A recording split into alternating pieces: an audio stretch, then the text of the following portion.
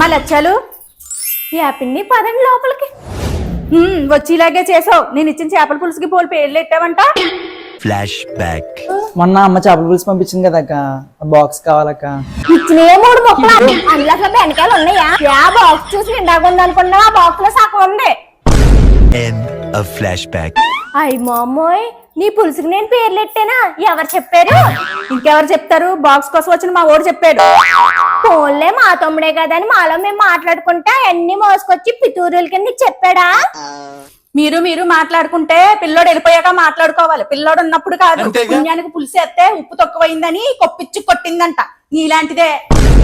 పుణ్యానికి పులుసేసావా? మొన్నటికి మొన్న చేపల పులుసు కాసుకుంటే ఓట అంతా మిగిలిపోయిందని నీకెవలే? వేసేవలేమ్మా ఓట ముక్కలని మీరు మింగి. ఏలికేలు పోసుకుని పులుసు మేము కొనుక్కుంటే ముక్కలన్నీ మీకయ్యాలా? ఓటన్ని వేసని సంతోషించి అదొకటేనేటి పితూరీలు మోసుకొచ్చాడు కదా ఈ మహానుభావుడు. ఇతగాడు కొంట్లో నలక పడితే యాప్కాయ సూప్ ఇవ్వలేదేటి? ఆయన ఇతగాడో చాడీలు చెప్పడం మీద పెట్టిన శ్రద్ధ బాక్స్ మీద కూడా పెట్టాలి. ఆ బాక్స్ మీద కాదు, మాది. ఆ బాక్స్ మీద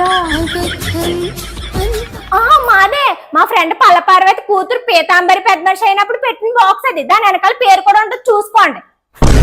వచ్చారా బాబు? ఇవిడితో మన పల్లెవరా బాబు? వచ్చి ఆగు, దెబ్బలాడుకొచ్చావు కదా, వెళ్ళిపోతున్నావే. మొన్నటికి మన కరెంట్ బిల్లుకి 20 రూపాయలు తక్కువ వచ్చినంటే ఎవరే మా బాబుకి వెళ్ళుకున్నాను ఇంచక్కడ పట్టుకెళ్ళి కట్టేసుకున్నా. అవన్నీ మర్చిపోయి దెబ్బలాడుకొచ్చాడు.